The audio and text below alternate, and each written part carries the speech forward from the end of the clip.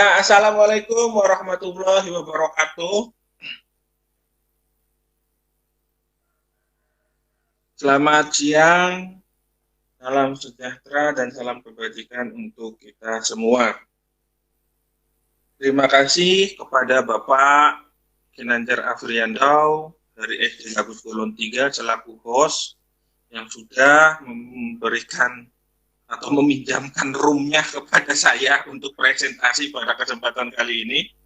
Dan terima kasih juga saya sampaikan kepada Pak Budiansa dari SMK Negeri 1 Cikedung Kabupaten Indramayu selaku moderator yang sudah memberikan kesempatan kepada saya untuk mempresentasikan menjadi guru pres di era 4.0.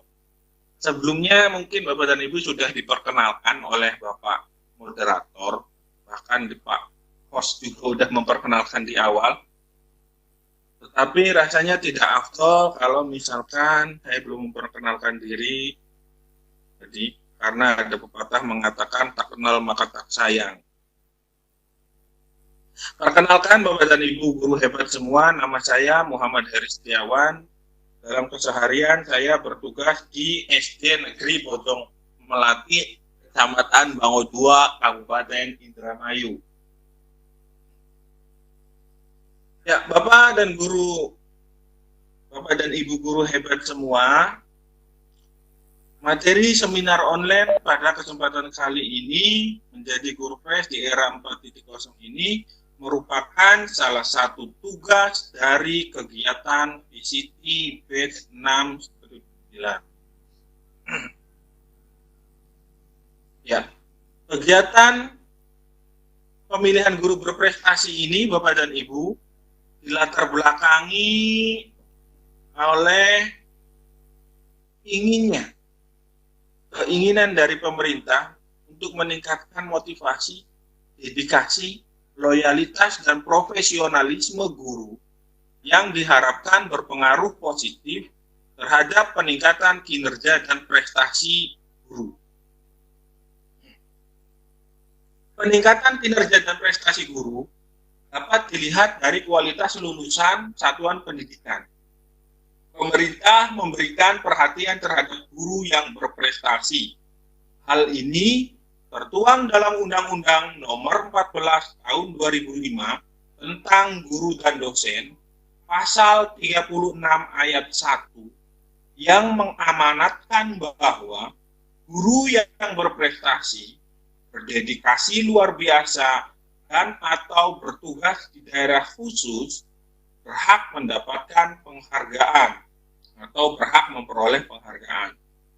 Tentunya penghargaan juga harus sesuai dengan syarat dan ketentuan yang berlaku ya Bapak Ibu. Seperti itu.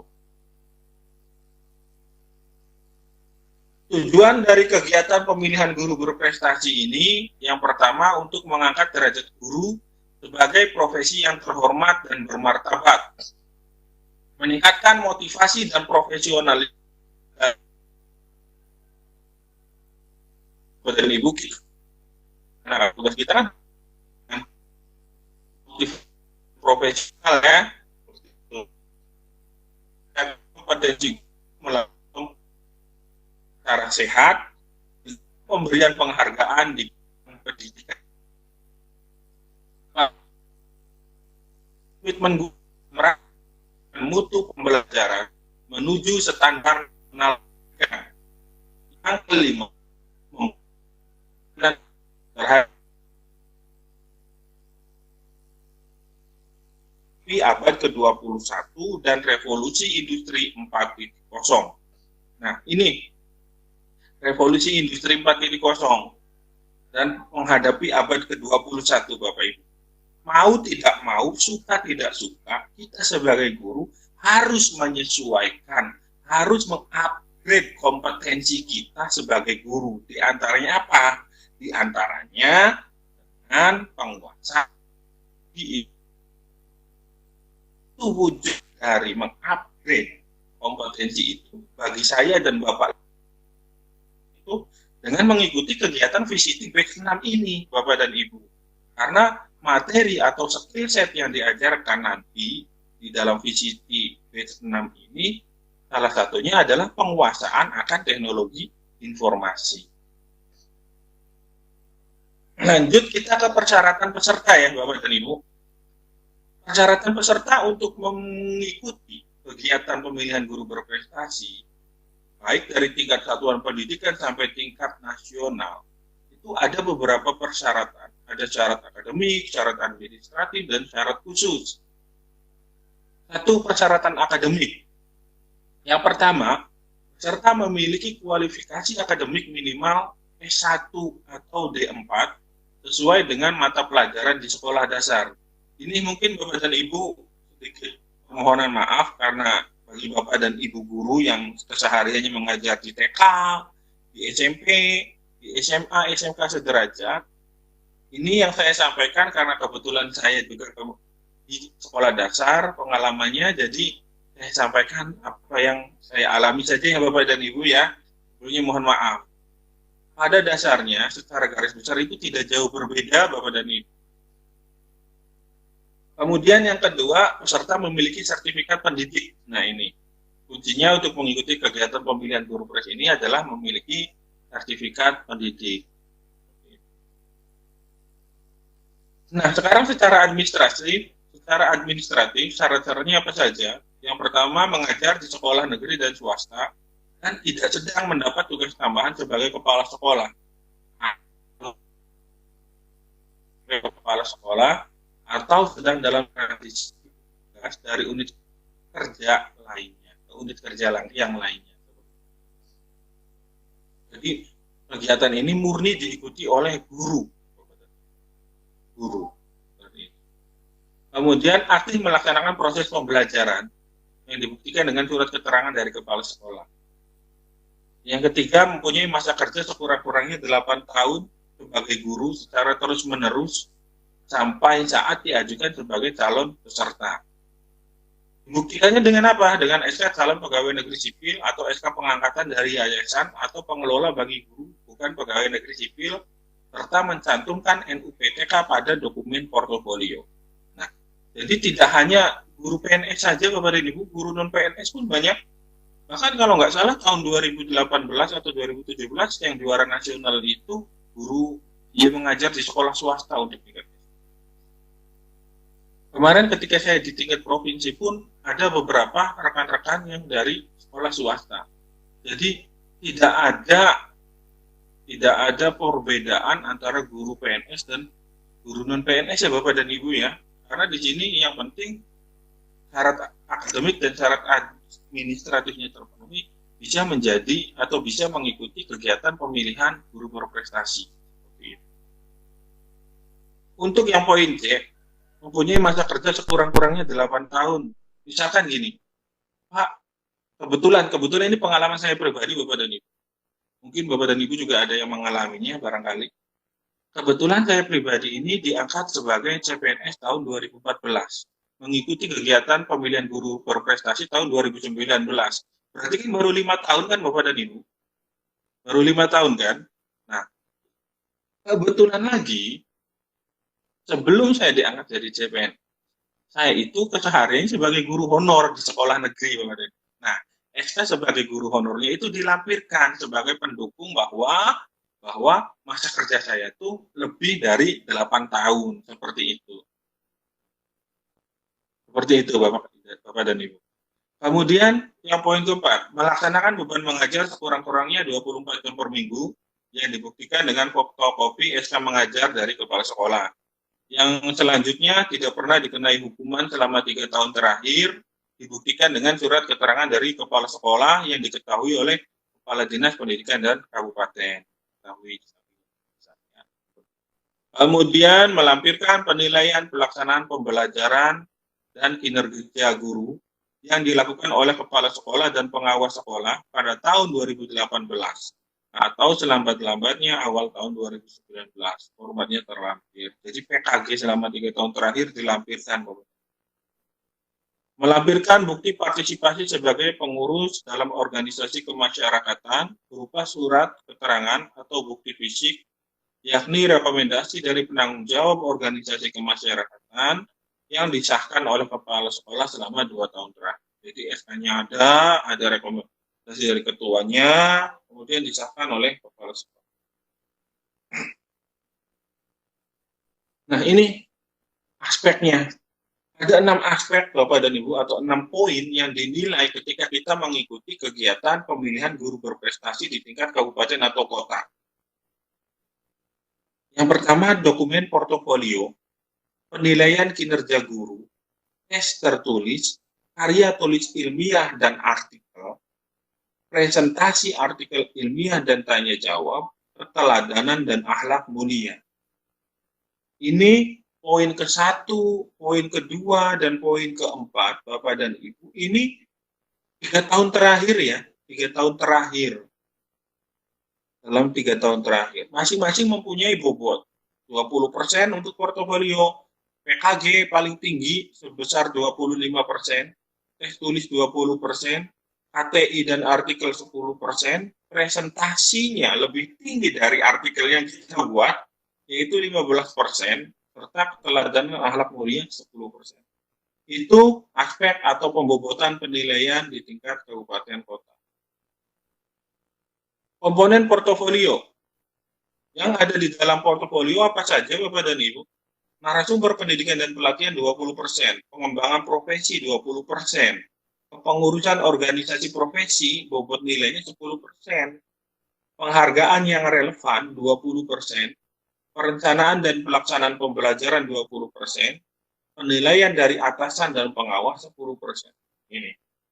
Nanti untuk poin-poin dalam komponen portofolio ini ada tersendiri Bapak Ibu di bagian selanjutnya ya. Ada di bagian selanjutnya. Kemudian kita langsung ke tes tertulis. Apa saja sih materi tes tertulisnya? Tes tertulisnya itu terdiri dari 40 soal Bapak dan Ibu. Kompetensi pedagogik sebanyak 10 soal, kompetensi profesional 20 soal, wawasan kependidikan 10 soal. Kemarin soal-soal yang saya hadapi ketika mengikuti di tingkat kabupaten maupun provinsi, bahkan di tingkat kecamatan pun ada tes tertulisnya kemarin, khusus untuk kecamatan saya, Kecamatan Bangu 2. Ini bobot soalnya sudah wow. Jadi yang dituntut untuk hot itu bukan hanya siswa Bapak dan Ibu, bukan hanya siswa. Ternyata kita sebagai guru pun dituntut untuk menguasai soal-soal dalam bentuk yang sangat hot seperti itu. Kompetensi pedagogik tentunya sudah tentang pedagogik ya Bapak Ibu ya. Paham kan? Sudah paham lah Bapak dan Ibu, sudah sangat paham saya rasa tentang teori perkembangan anak didik, peserta didik, teori belajar dan sebagainya ada di pedagogik. Kemudian kompetensi profesional ini tentang materi yang kita ajarkan dalam keseharian. Kemarin itu ada kalau nggak salah 5 mata pelajaran. Matematika, IPA, IPS, Bahasa Indonesia, dan PPKN. Kalau untuk sekolah dasar. Untuk sekolah dasar 5 mapel itu. Kemarin ada peserta dari guru PAI dan guru PJOK. Alhamdulillah mereka tembus sampai ke provinsi. Berarti kan ya walaupun memang kesehariannya mereka mengajarkan mata pelajaran pendidikan agama dan budi pekerti atau pendidikan jasmani olahraga dan kesehatan, tapi untuk soal tes guru pres ini lebih dititik beratkan kepada soal profesional guru kelas Bapak. Wawasan kependidikan ini terkait dengan apa ya, tata peraturan seperti itu, undang-undang yang terkait dengan bidang pendidikan. Lanjut kita ke komponen karya tulis ilmiah. Nah ini komponen karya tulis ilmiahnya Bapak dan Ibu. Komponennya tips atau memang sedikit tips ya dari saya. Ketika Bapak dan Ibu sudah memiliki atau sudah menyusun PTK, KTI, best practice, artikel, tentunya susunan, tata urutan, atau sistematikanya berbeda dengan apa yang diminta dalam kegiatan pemilihan guru pres ini. Maka mau tidak mau, suka tidak, Bapak dan Ibu harus merevisi sedikit. mengikuti tata urutan yang ada atau yang ditetapkan oleh pedoman atau juknis pemilihan guru pres ini, Bapak dan Ibu. Tidak akan mengurangi, tidak akan merubah esensi dari hasil penelitian Bapak dan Ibu. Hanya merubah sistematikanya saja. Seperti itu. Ikuti saja Bapak dan Ibu. Ikuti. Nah, ini yang di sebelah ini kriteria penilaian ketika kita pemaparan. Ketika presentasi atau pemaparan atas KTI yang kita buat. Pemaparan, kejelasan pemaparan, menarikan pemaparan, pengelolaan waktu presentasi, kualitas media yang digunakan, dan relevansi jawaban terhadap pertanyaan. Nah, ini terkait dengan kualitas media, ini kesesuaian, kejelasan, dan keterpahaman Bapak Ibu ini berupa PowerPoint ya, PowerPoint atau alat bantu apa yang membantu kita ketika presentasi. PowerPoint yang Bapak Ibu sampaikan ketika presentasi hendaknya tidak lebih dari sekian belas halaman, apalagi sampai semua isi dikopas gitu. Jangan Bapak. Ambil poin-poin pentingnya saja. Kebetulan saya mengikuti kegiatan ini sudah 3 tahun Bapak dan Ibu. 3 tahun. Tahun pertama saya mengikuti masih benar-benar meraba ya, seperti apa gitu kan domainnya. Nah ini tahun pertama saya tidak mendapatkan juara apa, 10 besar pun kayaknya nggak masuk kayaknya. Baru di tahun kedua saya mengikuti pemilihan guru teladan pada waktu itu untuk bahan presentasi saya tidak menggunakan PowerPoint sama sekali, tidak menggunakan PowerPoint. Yang saya gunakan pada waktu itu banner tuh Bapak dan Ibu ya. Itu isinya tentang materi yang saya sampaikan, latar belakang apa sampai hasil, hanya berupa alur gambar dan sebagainya semenarik mungkin. Dan alhamdulillah saya mendapat juara 2 pada waktu itu, juara 2 tahun 2018. Kemudian tahun 2019 ketika mengikuti kegiatan serupa, saya menggunakan PowerPoint. Cuman PowerPoint yang saya gunakan itu kalau nggak salah tidak lebih dari 4 atau 5 lembar.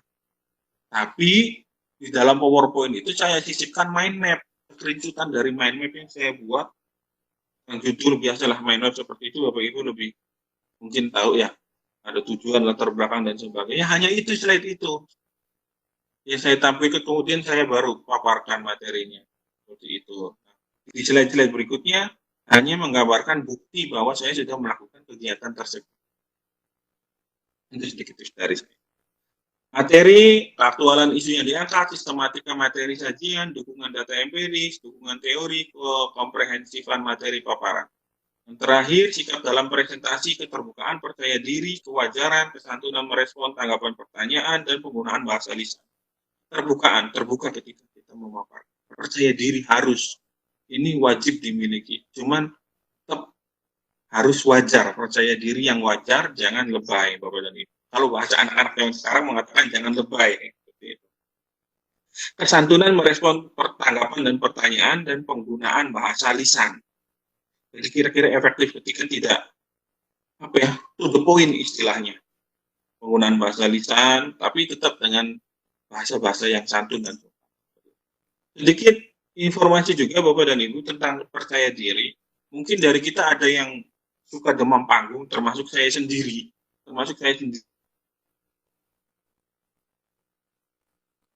Di depan orang itu suka grogi. Kemudian ketika grogi itu secara terkadang tangan kita itu suka masuk ke dalam saku celana. Ke saku blazernya yang di depan.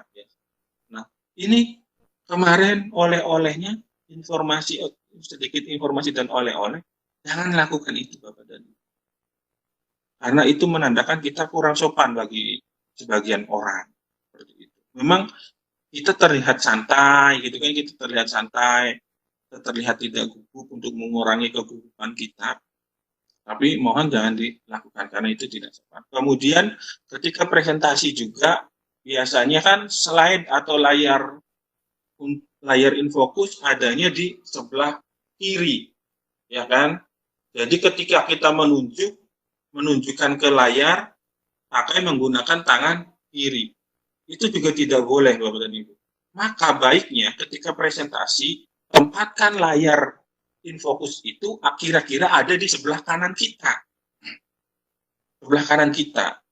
Kemudian misalkan menggunakan mikrofon, mikrofon dipegang dengan tangan kiri. Kemudian ketika kita ada sedikit menyuruh audiens atau memperhatikan ke layar InFocus, kita gunakan tangan kanan. Jadi kan sopan seperti itu. Seperti itu kira-kira Bapak dan Ibu. Ini penataan file dokumen portofolio dalam soft copy. Dalam soft copy dengan hard copy yang dijilid itu berbeda penataannya Bapak dan Ibu, awas ya. Kalau di dalam soft copy itu ada portofolio, kumpulan karya tulis ilmiah dalam bentuk PDF-nya yang nanti ada judulnya di sana. Di portofolio hard copy hanya judul yang dilampirkan di sana, hanya judul, lembar SBN kalau ada seperti itu. Nah, kalau di sini dikumpulkan semua filenya dalam bentuk PDF. Kemudian PKG juga dibuat PDF-nya atau di-scan kemudian dibuat PDF. KTI juga sama. Tapi dalam bentuk soft copy-nya dimasukkan ke dalam flash disk atau CD. Tetapi dari saya ke dalam flash disk Bapak dan Ibu. Karena kalau di dalam CD itu kemarin saya juga ada sedikit trouble ketika di tingkat provinsi karena semua perlengkapan ini dimasukkan ke dalam CD, ternyata CD-nya nggak bisa dibuka. Untungnya panitianya masih berbaik hati. Jadi saya kopikan ke dalam flash disk kemudian diserahkan. Ini contoh portofolio yang saya buat untuk mengikuti kegiatan pemilihan tugas. Datanya ada. Yang kedua riwayat pendidikan, yang ketiga sebagai narasumber. Nah, ini narasumber dimasukkan semua Bapak Ibu, baik tingkat kabupaten, provinsi, nasional. Ya. Ada SIM guru pembelajar atau guru pembelajar online dimulai tahun 2016 karena saya mengikuti 2019. Ya, saya masukkan di sini, ini tingkat nasional tatarannya. Jadi tingkat nasional saya ada berapa nih kira-kira? Ada 3 ya. Tingkat kabupaten ada 4 lah. Ya. Youth diseminasi kegiatan youth prioritas, kursus mahir dasar sebagai pemateri juga dimasukkan. Kemudian ini yang 2017 juga program pengembangan keprofesian berkelanjutan masih sama dengan KPO, cuma berubah nama. Kemudian program pengembangan keprofesian berkelanjutan 2018. Ya, jadi seperti itu dimasukkan. Tentunya bukti fisiknya ada bukti fisiknya juga. Berupa laporan, berupa surat tugas, sebagai pemateri atau mentor atau apapun itu, dan sertifikat Bapak dan Ibu yang menyatakan kalau Bapak dan Ibu layak menjadi narasumbernya. Nah, ini yang poin B, pemakalah, simposium, seminar, workshop dalam 3 tahun terakhir. Kebetulan saya mengikuti kegiatan seminar pendidikan matematika atau Sendimat kelima tahun 2017 di PM4TK Yogyakarta. Ini saya sebagai presenter pada waktu itu, pemakalah. Dan yang kedua, seminar nasional guru Dikdas berprestasi angkatan 2 di Hotel Millennium Jakarta yang diadakan oleh Harlindung Kemendikbud tahun 2018 dan saya juga sebagai presenter atau pemakalah. Ini tingkatannya tingkat nasional semua, Bapak. Ini dicantumkan. Nah, nanti apa bukti fisiknya? Bukti fisiknya adalah sertifikat kita sebagai pemakalah dan surat tugas, surat pemanggilan, semua dilampirkan. Lampirkan saja, Bapak. Yang keempat, pengembangan profesi. Ini adalah karya tulis KTI yang kita buat atau buku-buku yang kita buat, dicantumkan semua di sini. Kalau ada yang ISBN, tuliskan ISBN. Kebetulan saya di sini ada 1 yang ber-ISBN, padahal 2 aslinya. Dengan ini metode hiking dalam pembelajaran matematika sebagai bagian dalam penguatan pendidikan karakter. Ini ada ber-ISBN, cuman saya lupa dituliskan dan bukan lupa sebenarnya. Saya cari-cari ternyata nggak ada di cover. Ternyata saya cari jurnal proceeding terbaru, yang terbarunya di PM4TK Matematika itu sudah ada ISBN-nya dan ada nama saya di sana. berhak dicantumkan di sini. Kemudian karya inovasi dalam 3 tahun terakhir. Inovasi ini terkait dengan pembuatan media dan Ibu. Nah, akan lebih bagus lagi kalau dikaitkan dengan era revolusi industri 4.0 di karya apa? Pembuatan aplikasi secara online atau aplikasi berbasis Android. Pokoknya segala sesuatu yang dengan teknologi informasi, kalau Bapak Ibu bisa membuatnya, Bapak sudah diujikan ke siswa, masukkan ke sini. Syukur-syukur Bapak sudah dirilis di Play Store. Ini masukkan di sini, itu pokoknya gitu. Kayaknya di sini saya belum ada, tidak ada, masih media pembelajaran yang ya media pembelajaran biasa. Pengurusan organisasi profesi, kemudian penghargaan.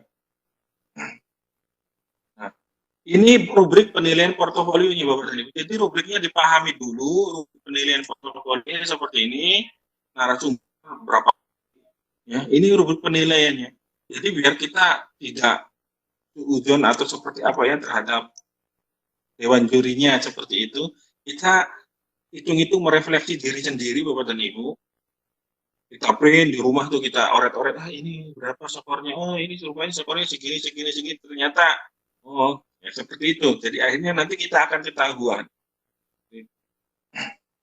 Ini sistematika yang saya sampaikan di awal, bahwa Bapak dan Ibu guru hebat semua ketika mengikuti kegiatan pemilihan guru berprestasi harus mengikuti sistematika yang sudah ditentukan oleh pedoman atau juknis. Tuh. Aslinya kan sama Bapak dan Ibu. Susunannya sama, cuman terkadang mungkin Bapak dan Ibu untuk di bab 3 metodologi penelitian, teknik pengolahan data atau teknik ini biasanya suka ketukar-tukar kan. Nah, di sini diikuti saja. Toh tidak merubah esensi kan? Tidak. Hanya menginginkan kita sedikit sedikit berusaha saja. Ini jelas ya Bapak dan Ibu pahami tentang sistematika laporan best practice ini. Nanti kalau yang memerlukan slide-nya bisa japri ke saya. Terima kasih Bapak dan Ibu atas perhatiannya. Mungkin itu saja yang bisa saya sampaikan. Nah, selebihnya barangkali ada yang kurang jelas, ada yang mau didiskusikan, nanti Bapak dan Ibu bisa melalui room chat atau disampaikan secara langsung. Selebihnya saya kembalikan ke Bapak Moderator Pak Budiansyah. Pak Budiansyah, monitor, terima kasih. Pak Budiansyah. Ya, terima kasih. Tes. Iya, oke. Mau tanya nih, dari Bu EY, inisial EY. Waktu Bapak menjadi peserta Gurpress, karya ilmiah ya menggunakan PTK atau best praktik. Kalau best praktik, mohon sistematikanya Pak di-share berdasarkan pengalaman Bapak. Kedua, bagaimana animo guru di Kabupaten Bapak dalam mengikuti Gurpress? Jadi ada 2 pertanyaan. Yang pertama, iya, terima kasih Pak Budi. Ini yang kedua, animo guru dalam mengikuti Gurpress di Kabupaten Indramayu tentunya. Enggak, Pak, dijawab. Terima kasih. Terima kasih Pak Budi dan kepada Ibu atau Bapak dengan inisial EY ya. Nanti saya lihat dulu. Oh, Ibu Eko ya, Ibu Eko. Nok, ya. Nok ya. Ibu Nok ya. Oh ya, Ibu Nok dari Majalengka ya. Iya, semua Majalengka. Waktu saya menjadi guru kemarin, ya karya ilmiah saya itu kebetulan mengirimkan 2 pada waktu itu Bapak Ibu, hasil penelitian tahun 2019 terbaru dan 2018. Nah, 2019 yang terbaru di awal tahun ajaran itu menggunakan best practice, kemudian kalau 2018-nya menggunakan PTK. Jadi ini sedikit juga tips and trick juga Bapak Ibu jika mengikuti kegiatan serupa. Jadi alangkah lebih baiknya kita mengukurkannya itu dua, PTK dan best practice. Supaya apa? Supaya lebih yakin saja Bapak Ibu. Nah, itu juga sudah dijilid rapi dan sebagainya, jadi dilampirkan dengan portofolio. Nah, kemudian animo ya, animo di Kabupaten Indramayu pada tahun 2019 lumayan dari jumlah kecamatan 31 itu kalau nggak salah ada sekitar 29 Pak ya. 29 kecamatan yang mengirimkan pesertanya, perwakilan dari masing-masing kecamatan. Dan alhamdulillah pemerintah daerah Kabupaten Indramayu sendiri sudah memberikan reward yang sejauh ini selama 2 tahun berturut-turut itu sudah termasuk sangat bagus. Bapak Ibu, sudah ada rewardnya tersendiri sehingga animo dari para Bapak dan Ibu guru di kabupaten kami, khususnya di jenjang pendidikan dasar itu lumayan tinggi untuk mengikuti kegiatan serupa. Barangkali ada yang bertanya lagi? Iya, ini dari Pak Ade Susanto. Assalamualaikum warahmatullahi wabarakatuh, Pak. Apakah untuk mengikuti kegiatan guru berprestasi ada biaya pendaftaran atau ada biayanya? Mungkin ada biaya lainnya. Jadi ada. Yang jelas kalau untuk pendaftaran tidak ada Pak. Ya, tidak ada Pak kalau untuk pendaftaran. Gratis. Kalau untuk biaya lain-lain itu jelas ada Bapak Ibu. Karena untuk fotokopi, kemudian untuk penjilidan KTI, karya tulis ilmiah yang kita lampirkan itu kan bukan dari apa ya, keluar dari kantong pribadi lah istilahnya. Jadi ada biayanya, tergantung dari kita masing-masing. Seperti itu Pak. Jadi kalau misal secara khusus pendaftaran seperti mengikuti lomba-lomba yang lain, nggak ada Pak. Ya baik, begitu Pak Ade Santoso sudah jelas. Jadi biaya pendaftaran tidak ada, sementara biaya lain-lain seperti penjilidan, KTA dan lain-lain itu ada, dan itu dari pribadi kita. Dan misalnya pihak dinas atau PGRI dalam hal ini atau sekolah bisa membantu biaya tergantung lobby kita. Terima kasih. Ya, ya Pak Budi, ada sedikit bantuan. Biasanya ada bantuan dari pihak sekolah masing-masing. Tergantung dari sekolahnya masing-masing berbeda. Kebetulan kemarin juga alhamdulillah kayak saya ketika jilid itu diberikan ada sumbangan dari pihak sekolah. Kemudian ketika melaju ke tingkat provinsi pun ada apresiasi dari organisasi profesi di tingkat kecamatan. Oke, Ada lagi terima Pak Budi? Heri Setiawan. Sebentar.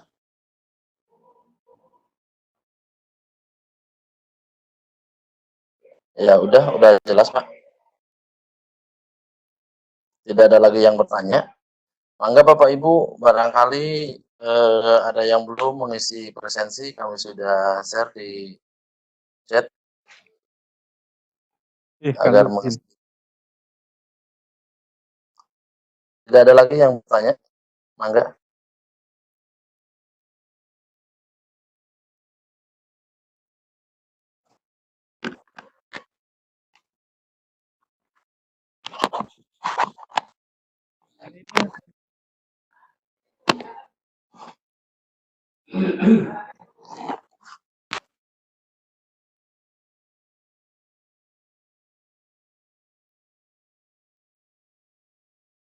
Halo Pak Budi? Ya ini Mbak dari Ponok lagi. Mohon maaf Pak. Oke. Ya. Apa?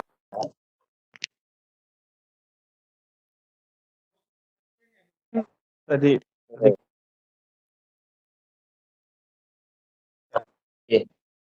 Ada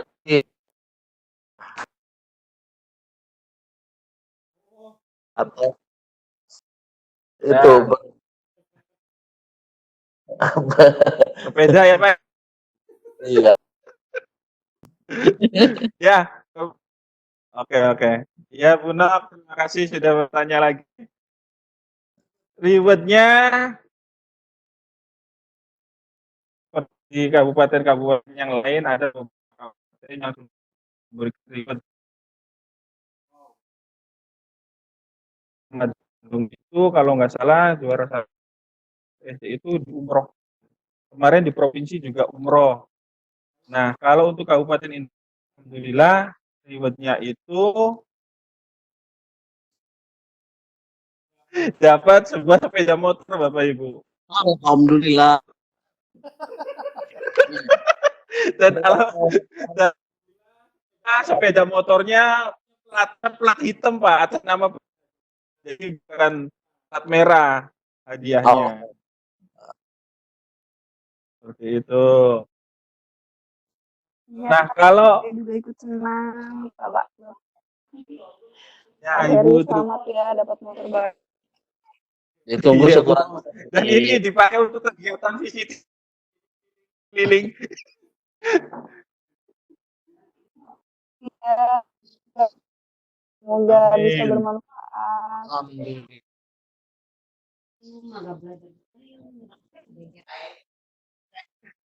Terima kasih Bu Nurul ya untuk sistematika penulisan Ibu atau KTI. Yang pertama biasalah latar belakang, identifikasi masalah seperti itu. Kemudian rumusan masalah dan tujuannya. Latar belakang itu mungkin Bapak Ibu ya, permasalahan dan sebagainya. Kemudian metode atau cara mencapai tujuan pemecahan masalah. Kemudian analisis dan pembahasan masalah. Ini yang best practice ya Bapak Ibu. Kemudian terakhir simpulan dan rekomendasi tindak lanjut, terakhir referensi atau daftar pustakanya. Nah, daftar pustaka ini juga harus yang mutakhir Bapak Ibu. Maksimal itu 10 tahun terakhir ya. Daftar pustaka. Itu jadi kalau untuk best practice lebih simpel. Nah, di sini juga di buku panduan atau di panduan itu dijelaskan bahwa kelengkapan atau unsur penulisan karya tulis ilmiah itu bukan tesis atau bukan disertasi ahli yang bersangkutan. Jadi tesis itu nggak boleh dicantumkan. Ya, barangkali ada yang lain.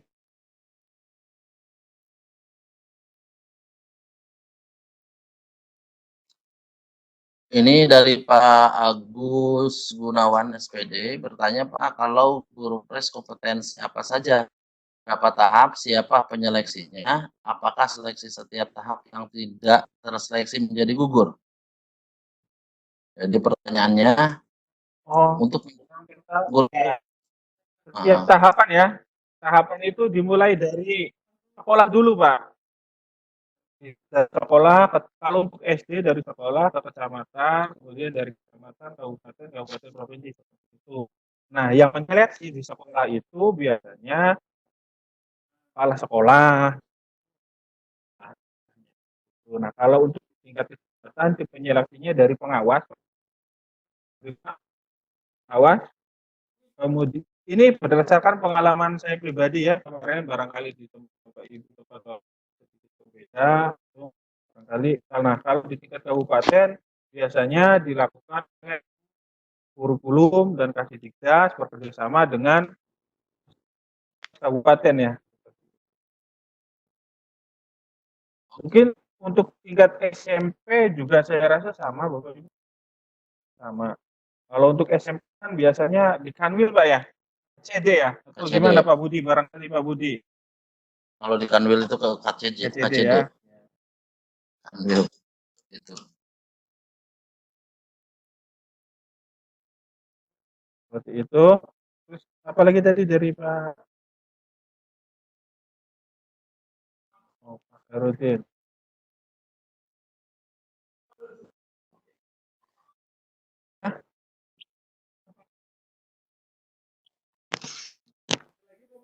Ada lagi Pak Budi? Bentar.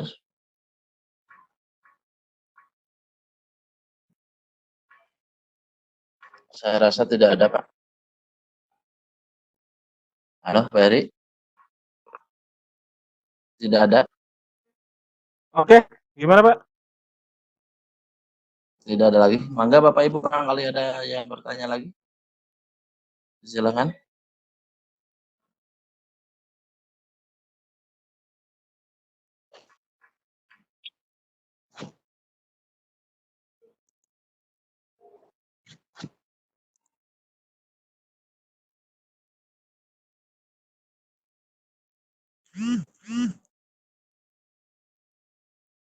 Nah, ini ada dari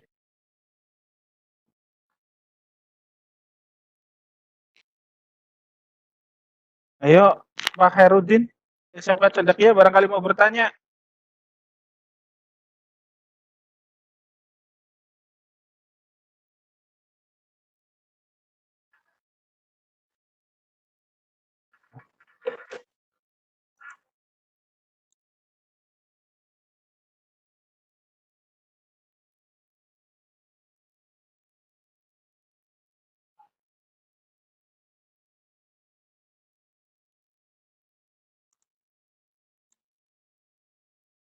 Tuh.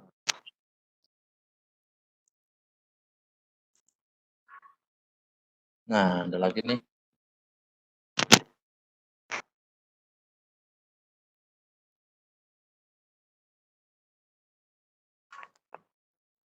Ada Pak Budi?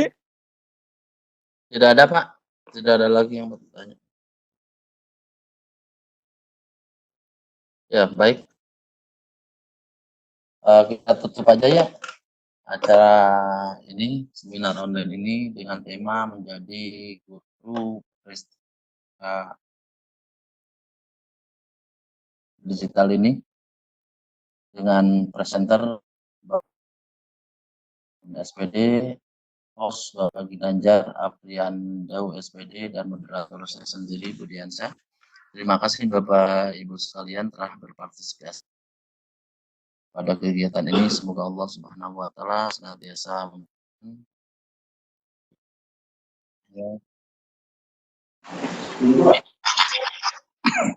Amin.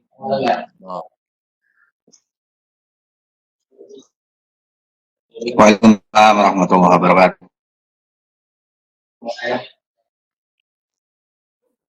Oh, udah. Oh, terima kasih kepada Udah. Bapak moderator, Bapak Budiansyah yang telah memandu jalannya seminar online ini. Hanya mengingatkan Bapak Ibu yang belum mengisi presensi, saya sudah share presensinya di kolom chat room, diisi presensinya. Dan saya ucapkan terima kasih kepada Bapak presenter Muhammad Heri Setiawan yang menjelaskan sangat-sangat baik tentang bagaimana menjadi guru berprestasi di era industri 4.0. Dan memang kalau berbicara tentang uh, sesuatu yang sudah dialami oleh kita sendiri, penyampaiannya sangat-sangat memuaskan. Apalagi beliau kemarin dapat rewardnya motor berplat hitam ya Bapak Ibu ya. Saya juga kebagian soalnya, kebagian ditraktir soalnya. Terima kasih, akhir kata mudah-mudahan acara ini sangat bermanfaat bagi kita semua dan sebagai motivasi ke depan menjadi guru berprestasi di daerah kita masing-masing. Akhirul kata, wabillahi taufiq wal hidayah. Assalamualaikum warahmatullahi wabarakatuh. Waalaikumsalam warahmatullahi wabarakatuh.